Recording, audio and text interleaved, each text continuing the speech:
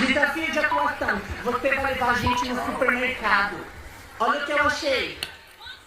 Olha, devolve. Por quê? Eu não gosto de isso. Eu não queria mesmo. Oi? Pegou o ovo. Me deu ainda, eu achei isso.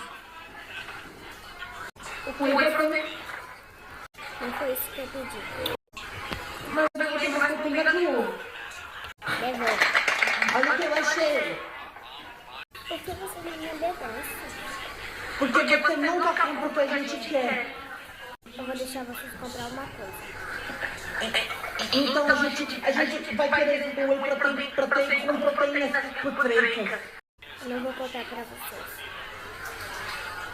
Mas você vai comprar sim. Sabe por quê? Porque eu já vi e já provei. Eu já disse que não. Ah, é? Então a gente não vai sair daqui